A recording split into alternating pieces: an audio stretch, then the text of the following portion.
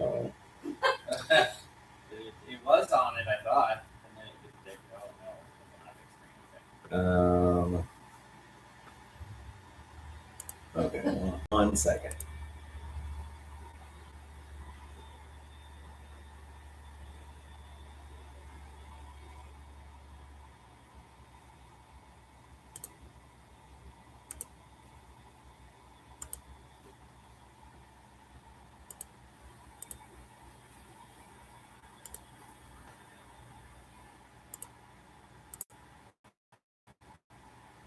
There we go. Okay. Okay. We'll pray real quick, and then we will talk about the Old Testament. Our Father in heaven, we come before you in prayer this morning, thanking you for the opportunity to gather together to study your word.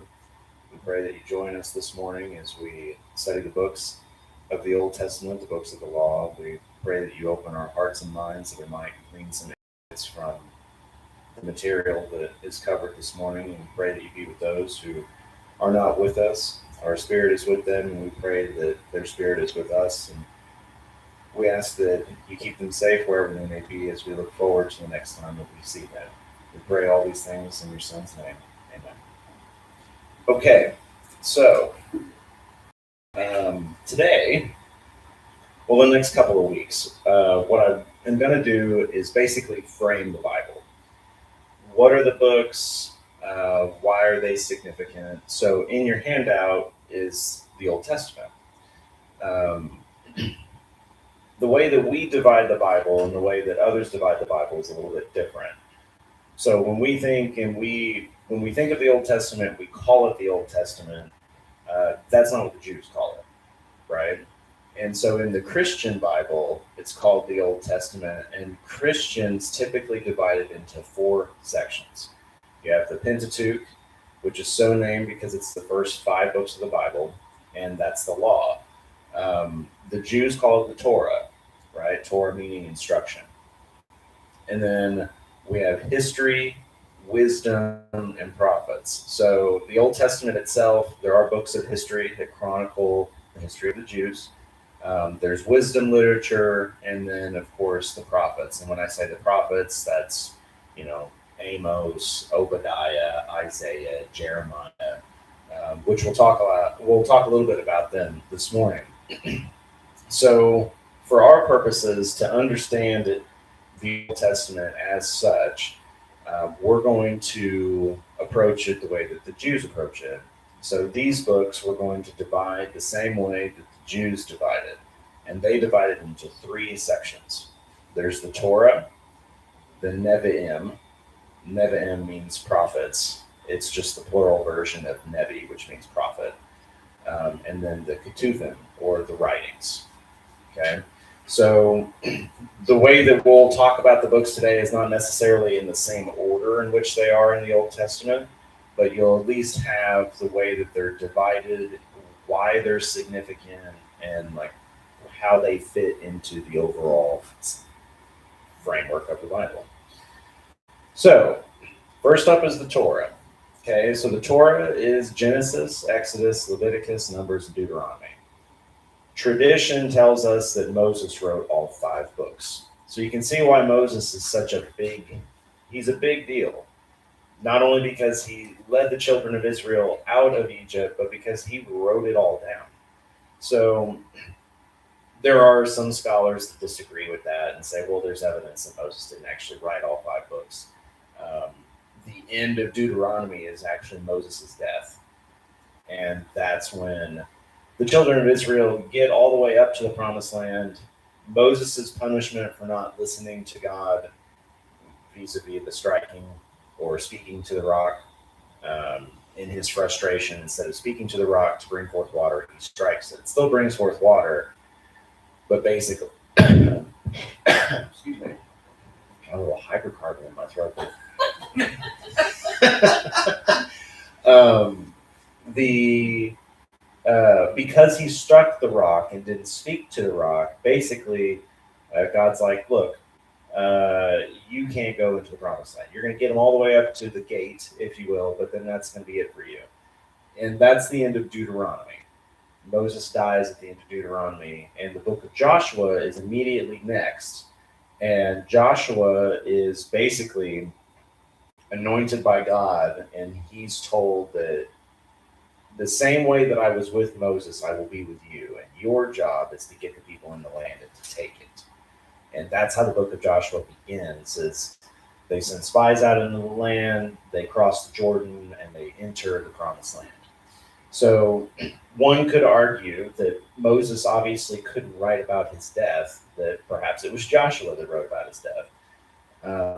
All that is to say, Christ himself tells us that the law was given by Moses, right? So it's safe to assume, for our purposes, that when we talk about the Torah and we talk about the law, we're talking about the writings of Moses himself.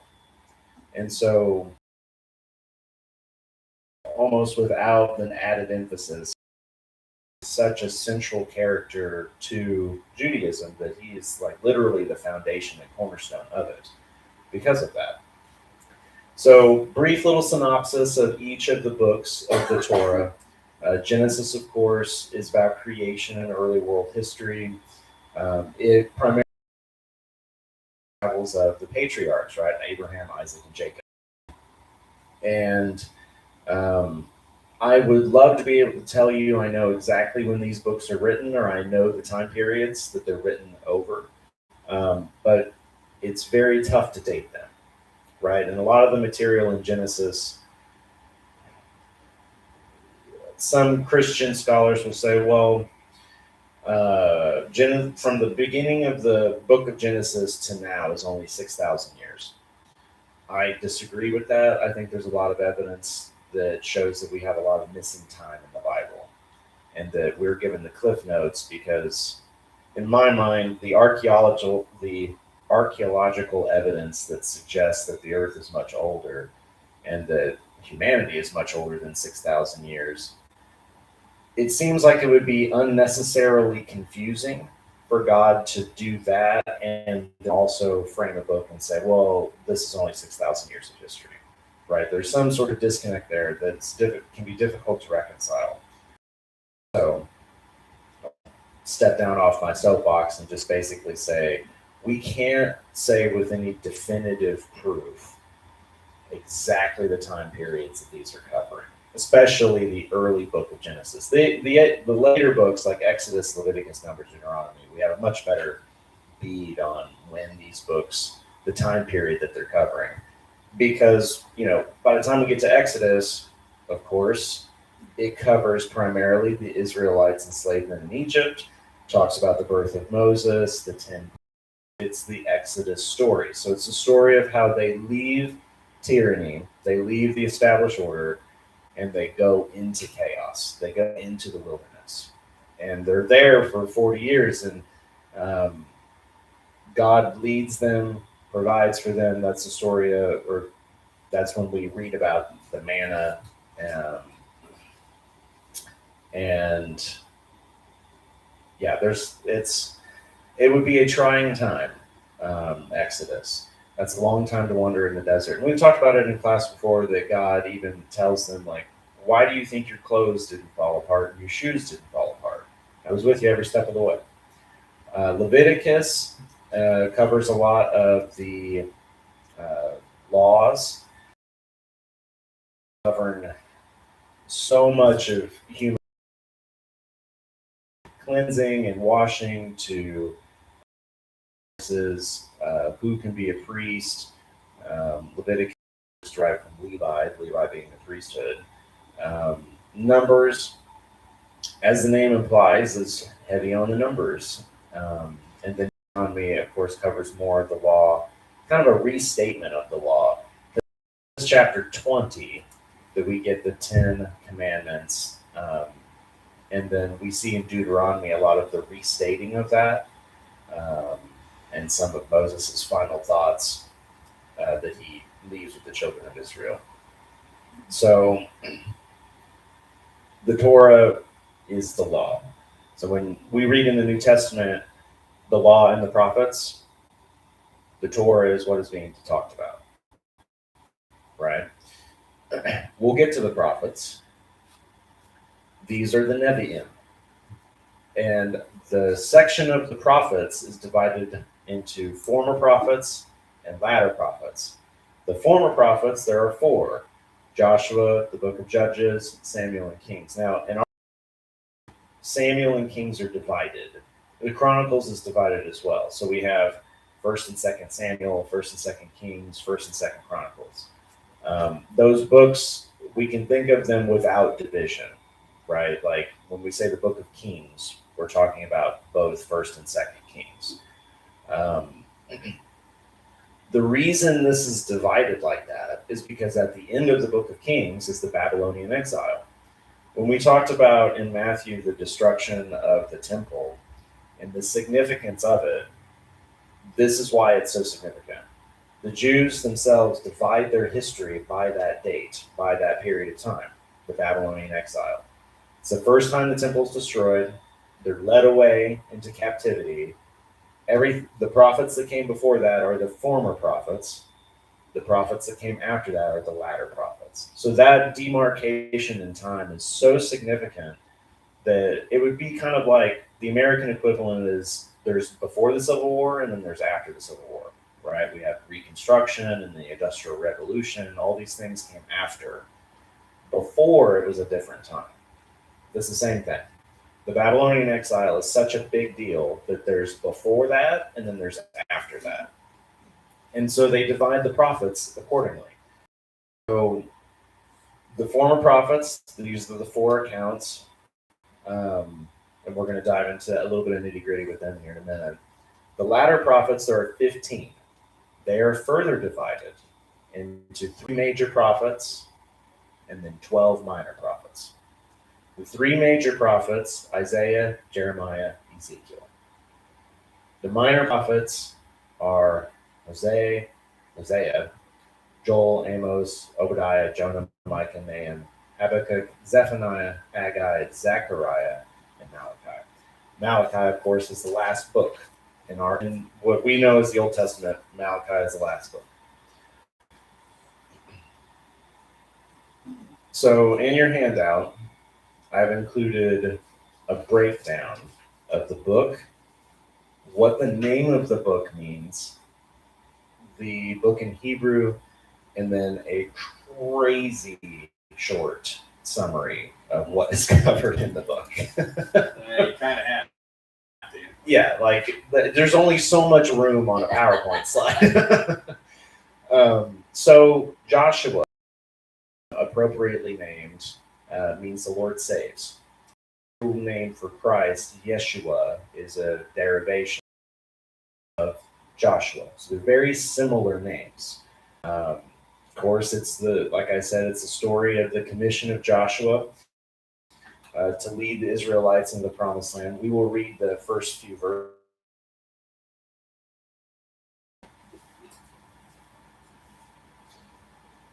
Okay.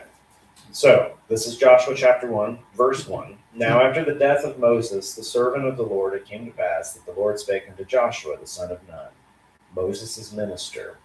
Joshua was essentially Moses' right-hand man.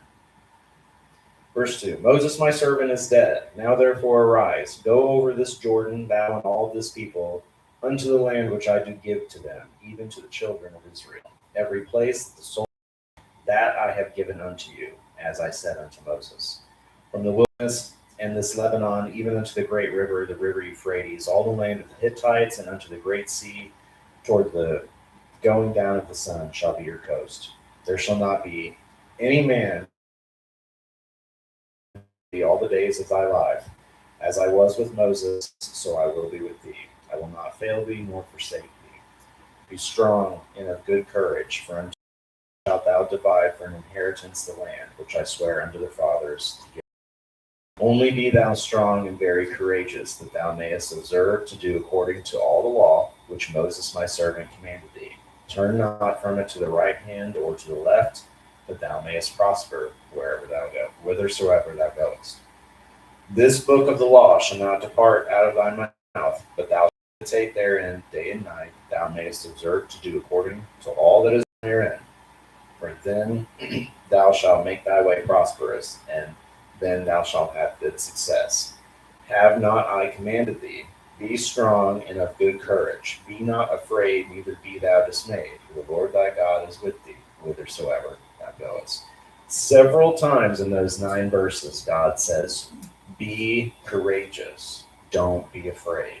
And if you think about it, Joshua's in a tough position. He's got a big shoes to fill. Moses has just died. They're looking at a land filled with enemies. And God's like, go over the river, go get them. That's a lot to ask of a person. And Joshua will go on, and he's quite the leader.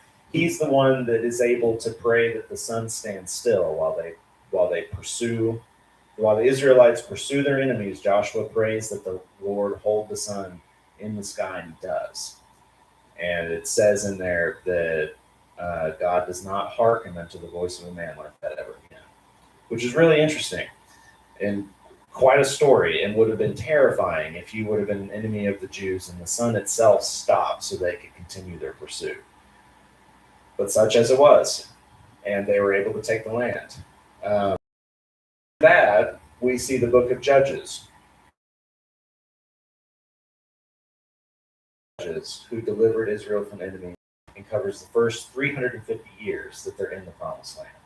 Basically, from Joshua to Saul. Saul, of course, would become king. So, before they had a king, before they were a monarchy, they had judges.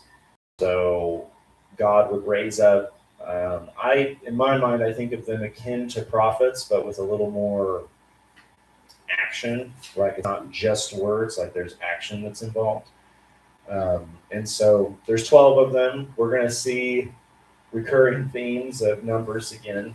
But there's 12 judges. The last judge, Samuel, he is the one, and I've read that Samuel is the greatest of judges, but I don't know how much of that is opinion and how much of that is fact. But Samuel's a big deal. And the book of Samuel, or the books of Samuel, basically cover the transition to monarchy. And Samuel warned against it. God warns against monarchy, that it's going to be a problem. And it was a problem, because ultimately it would divide the kingdom. And that's what Kings is about.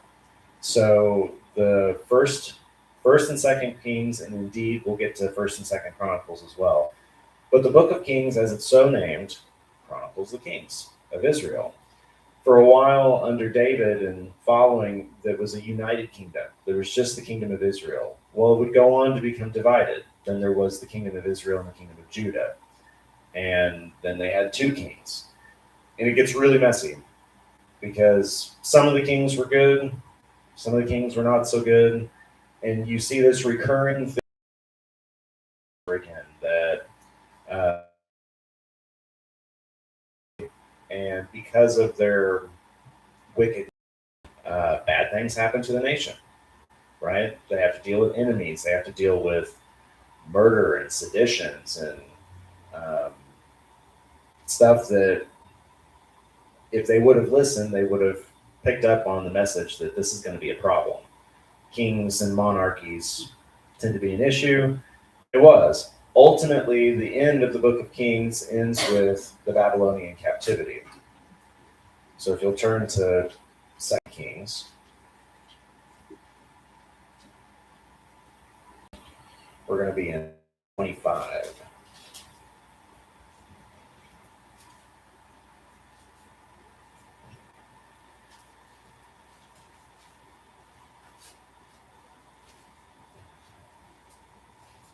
Okay.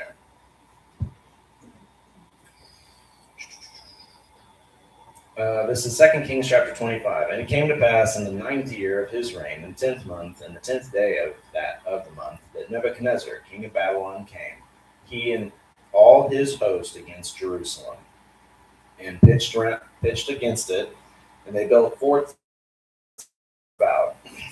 and the city was besieged into the 11th year of King Zedekiah. So you think about it, it's besieged for 2 years. It's a long time. And on the 9th day of the 4th month, the famine prevailed in the city. Understandable. And there was no bread for the people in the land. And the city was broken up, and all the men of war fled by night by way of the gate between two walls, which is by the king's garden. Now the Chaldees were against the city round about, and the king went the way toward the plain. And the army of the Chaldees pursued after the king and overtook him in the plains of Jericho, and all his army were scattered from him. So they took the king and brought him up to the king of Babylon to Riblah, and they gave judgment upon him. And they slew the sons of Zedekiah before his eyes, and put out the eyes of Zedekiah, and bound him with fetters of brass, and carried him to Babylon. This is why it's a big deal. The Babylonians, of all people, destroyed the city of all cities, the city of God. And they sacked the temple, they burned the temple. Obviously, they just killed all the king's sons. They carve his eyes out, and then they take him to Babylon. So when Christ talks about destroying the temple, you can see why this would be very triggering to the Jews, because that's a national embarrassment, what happened to them. And so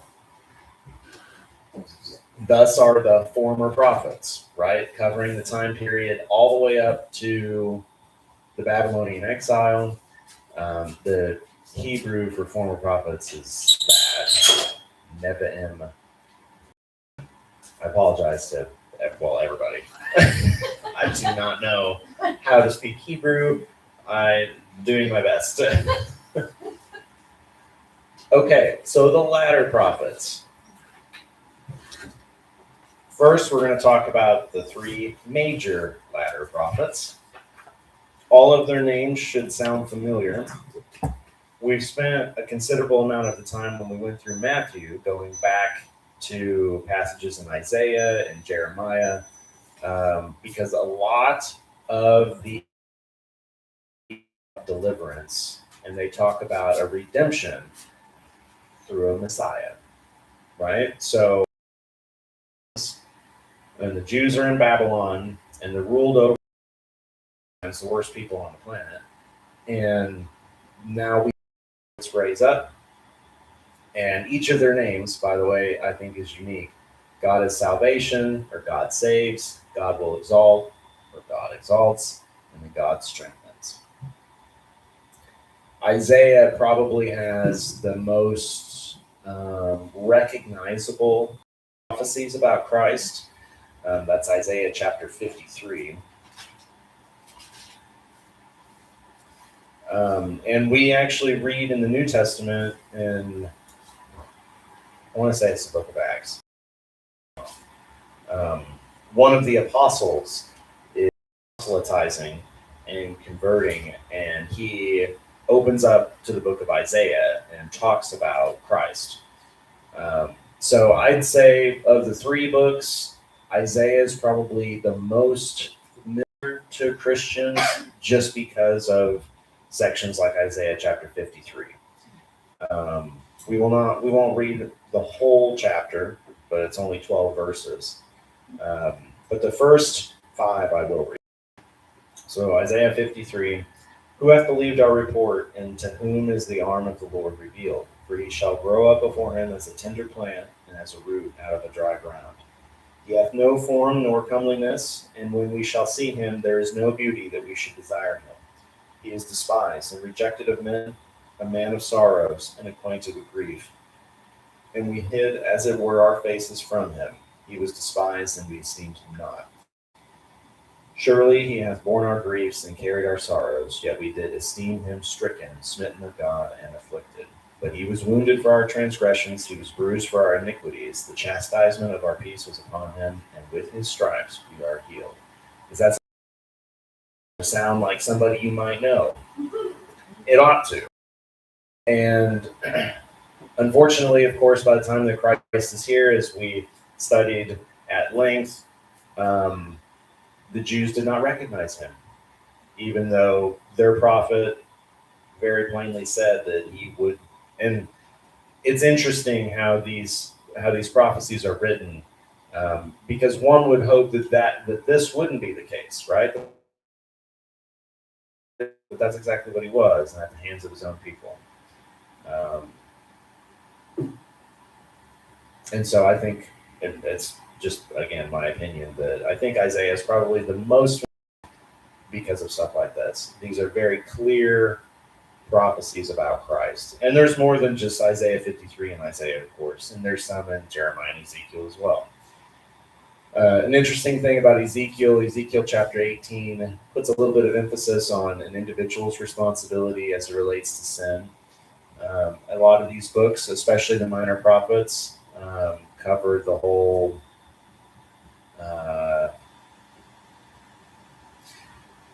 the relationship with God is the relationship that the Jews have with God is described a lot like the way that a husband and wife have a relationship, and that the Jews go a whoring after other gods, and the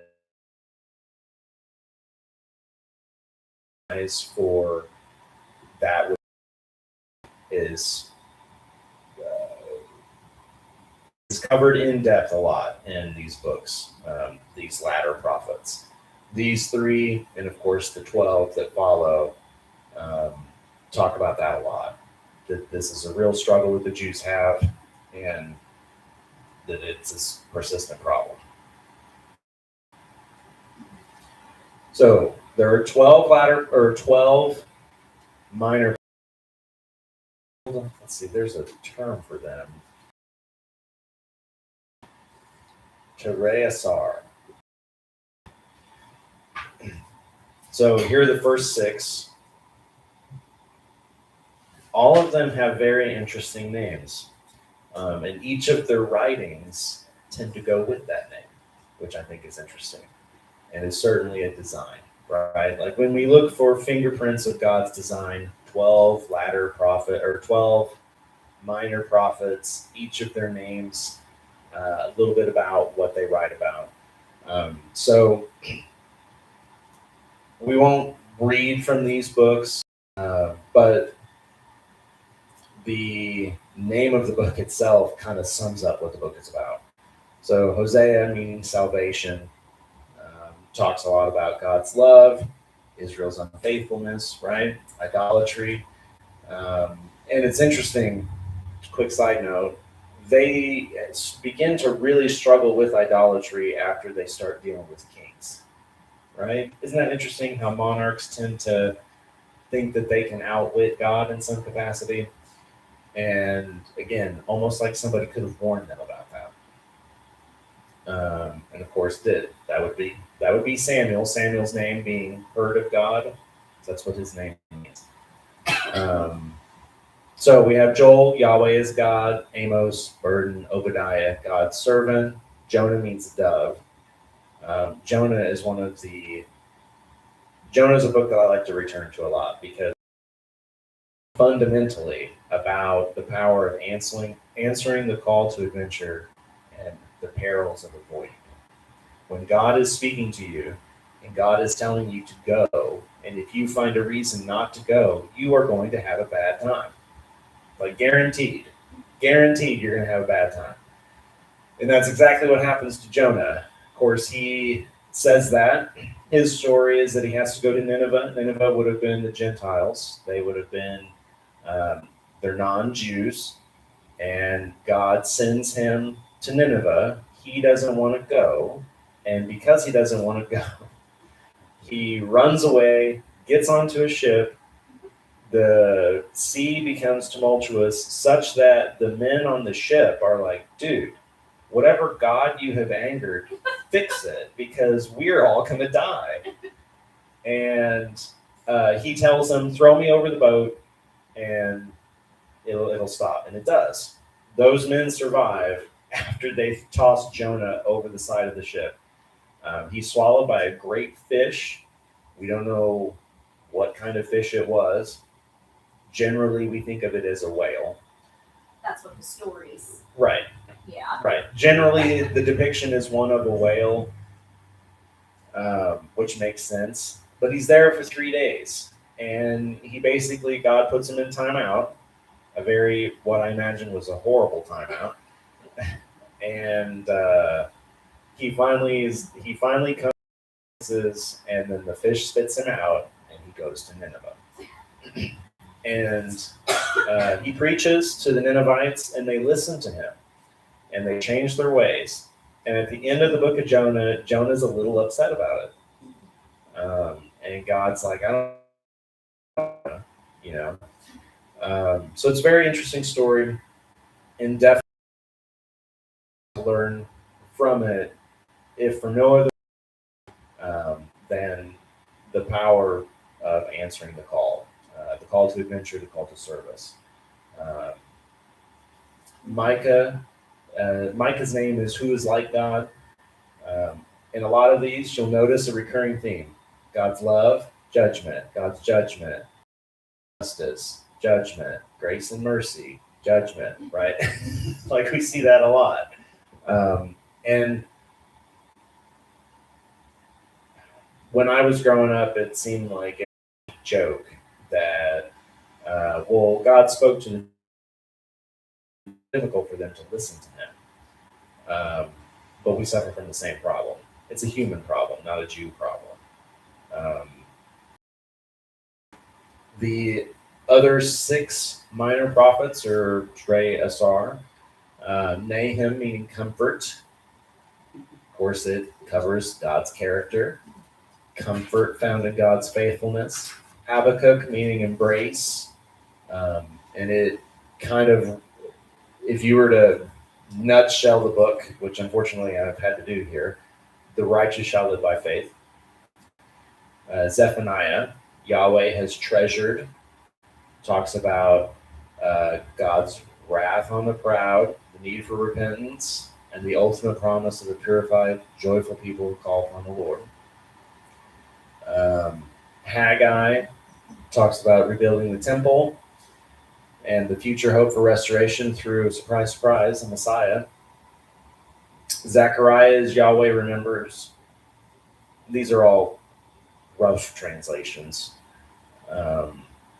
Talks about the call to repentance. There are several prophecies in Zechariah about the coming of the king and the coming of the shepherd, and they're kind of one and the same. It's like a king-shepherd dyad type of thing.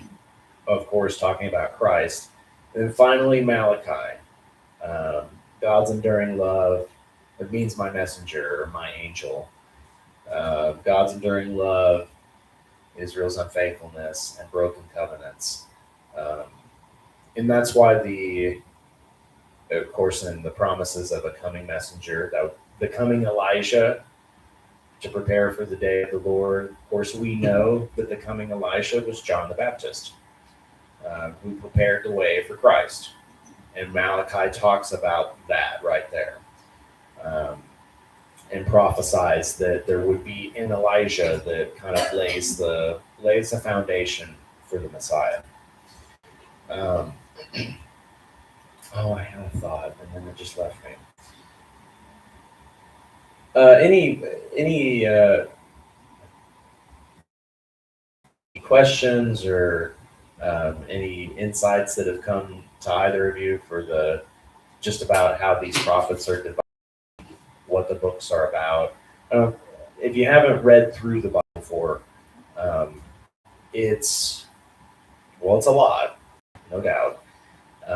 But I want to make a handout that has like all of this stuff broken down so that you can keep it handy. If you do a book, you can have that handy if that would be useful.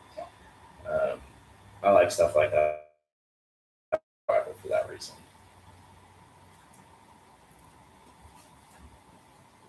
Okay, so that's the law and the prophets.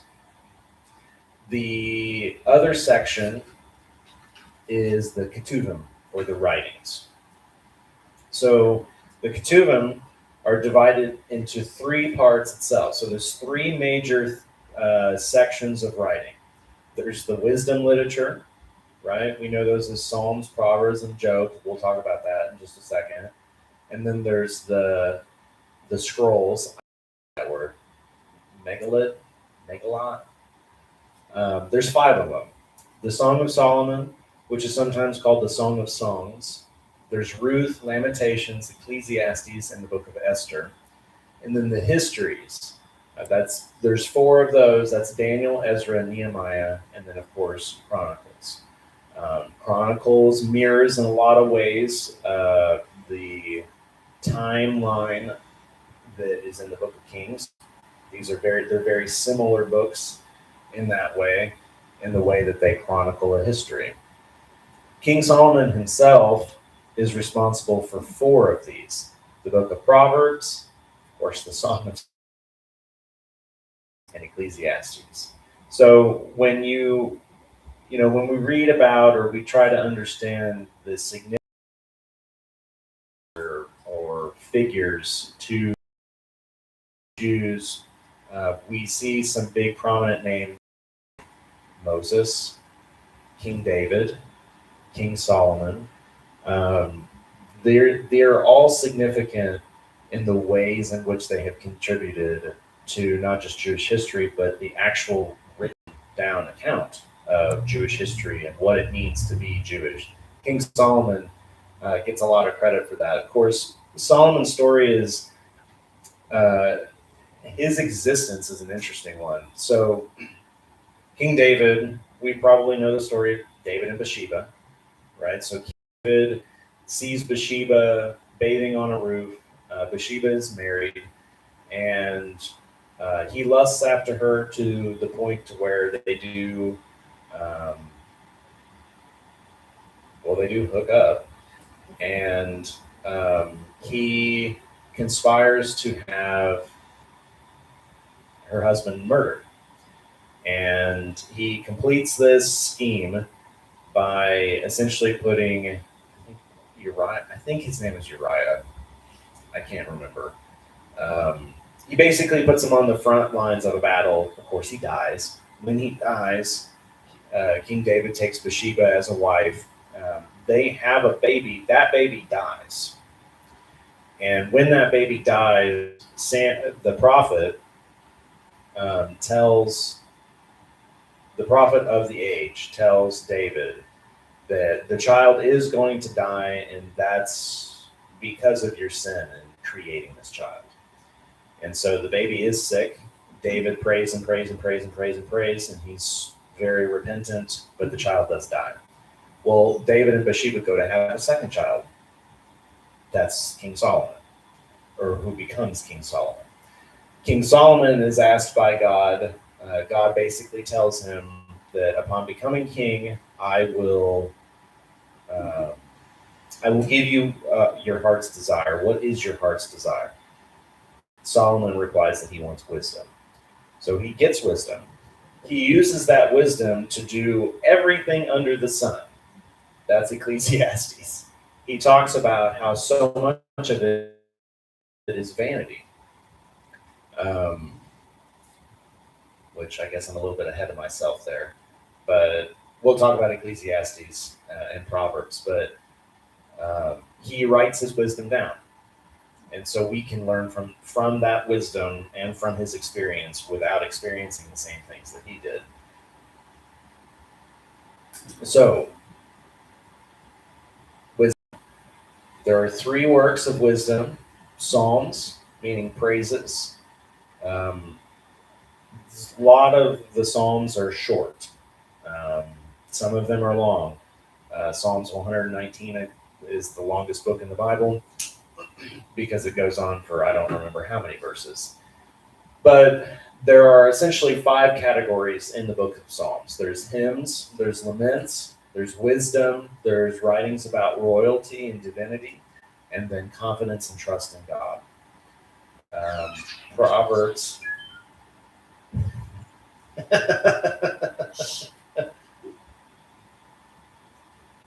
Do I need to get a dunce cap? Proverbs means wisdom utterances, or today we call them sayings. I have found that in times when I don't know what to do or where to go, I just start reading the book of Proverbs.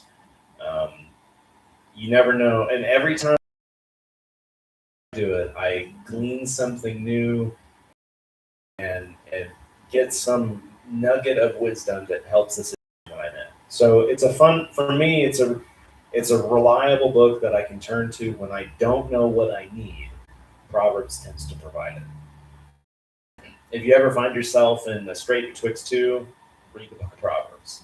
A lot of the book is contrasting wisdom with folly. The wise man does this, the foolish man does that. And it covers the importance of reverence for God and general guidance for daily life. Job is an interesting one that's included in these books of wisdom. Job is a book that's it's unlike any other book, in my opinion, because the beginning of the book starts with that classic, like, good versus evil bet.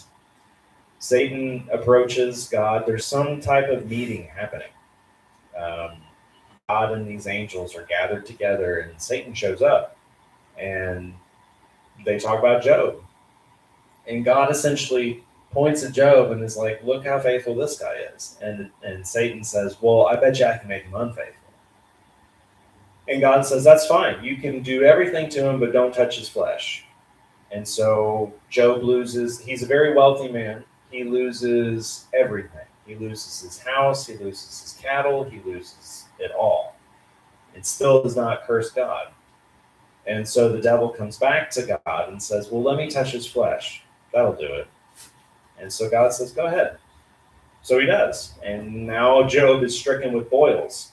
It's so painful that Job's relief from the boils is to scrape a pot shard over his skin. A boil? Or No, I mean that. it's just a broken piece of pottery. So like a piece of terracotta clay or something that he would just scrape over his skin for some type of relief, which sounds horrible. And through it all, he doesn't curse God. Of course, his entire family, even his wife, is like, dude, just say it and die. Like, this is hard. And he doesn't do it. He does towards the end of the book, towards the end of the account, he himself wonders, like, what is it that I have done? What is it? And God shows up out of a whirlwind and basically tells him,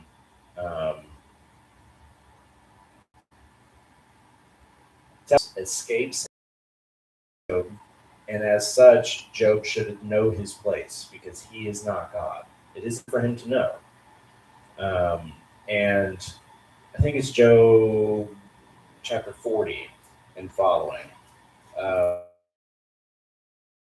about, like, did you frame the heavens? Did you frame the deep? Did you make the earth? Did you do? And God talks about cosmic alignment in a way that knowledge would not have been available to anybody during that time period. So the fact that it's written down and it's accurate, it's cosmologically accurate, because it talks about the world, it talks about the sun, is an indication that it's divine wisdom that was imparted to men. So I think that's a very interesting way that we can know that the book has divine inspiration, is because there's knowledge in that book that would not have been available when that book was written or during that time period about which it was written. And Job's name means to be persecuted or to be hated. So that's a lot to say that his account is a work of wisdom because it covers God's wisdom. It covers God's omnipotence, his omniscience, man's standing in the cosmos. As at one point, God's like, if you can girt yourself with righteousness, then we can have a conversation. And of course, Job can't do that. We can't do that. And at the end of the book, Job is rewarded such that his wealth, once he gets on the other side of this persecution at the hands of the devil, his wealth is much, much greater than it was before the persecution. So there's some reassurance in that book that if you patiently and diligently God and understand that you may not know why it is you're going through, but trusting God and trusting the process, once you get on the other, I can speak from experience on that one. It does work that way. And what's interesting about all of these works of wisdom, the very middle verse of the Bible is Psalm 118:8. It is better to trust in the Lord than to put confidence in man. Okay. I know we're covering a lot of information. It's a lot. We're almost done. So there's 3 works of wisdom. There's 5 scrolls. Those 5 scrolls, the Song of Solomon, or the Song of Songs. This is a sex book. There is eroticism in the Bible. It is the Song of Solomon. It's very descriptive and has very potent imagery in the book. And I like that there's an erotic book in the Bible because it covers what it means to experience eroticism. It would be a major miss if that wasn't in the Bible in some way. It's such a big part of the human experience that it's got to be in there. And we see a lot of when it goes David and Bathsheba. We ought to know when it goes right and what that looks like. That's the Song of Songs. A lot. It's about love. Ruth means friend. Ruth was a Moabite, not a Jew, not a Hebrew, but a Moabite.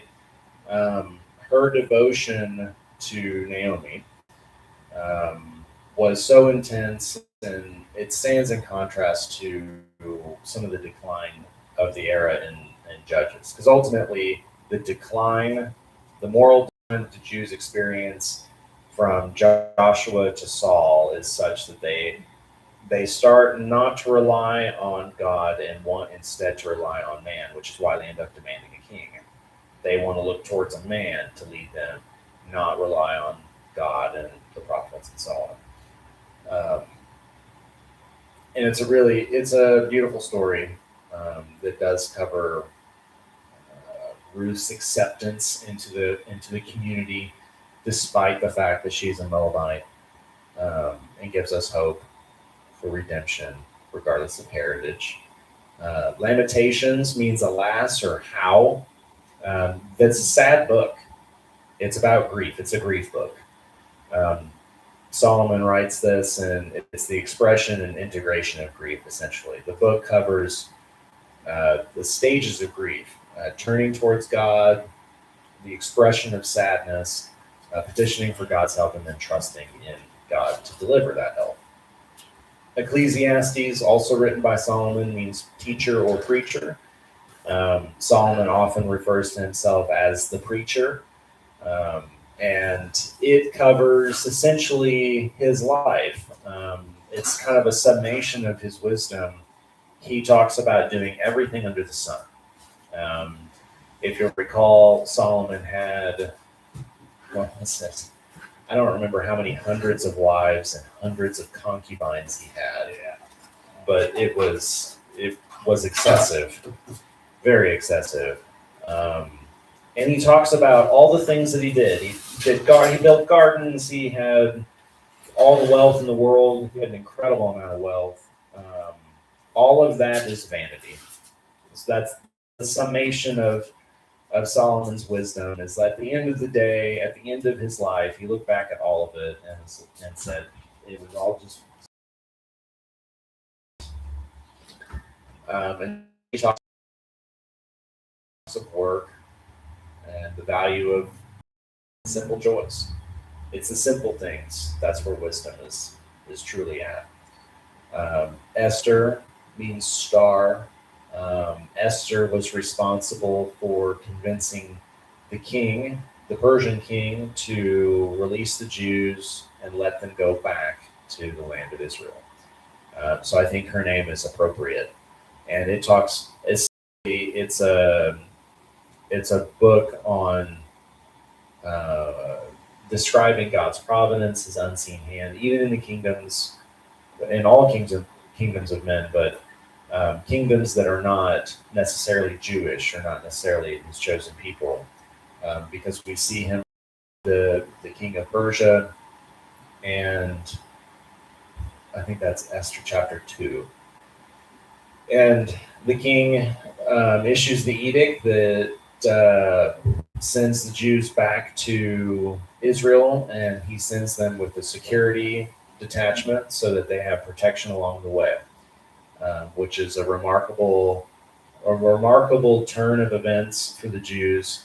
That those that led them away into captivity would go on to help them reclaim their land. And then finally, there's the four. Good morning. There's the four. The book of Daniel, the book of Ezra, and Nehemiah. Ezra and Nehemiah are contemporaries. They help rebuild the city of Jerusalem. Nehemiah rebuilds the wall. Ezra is responsible for rebuilding the temple. So they work together to restore the city. And then, as I talked about, Chronicles covers a lot of the same material as the book of Kings, and is the history of the covenant with David, the united and divided kingdom, and then ends with the destruction of Jerusalem and then the captivity to Babylon. But I wanted to do a broad swath overview. We'll do the same thing with the New Testament, and then we'll move on from there.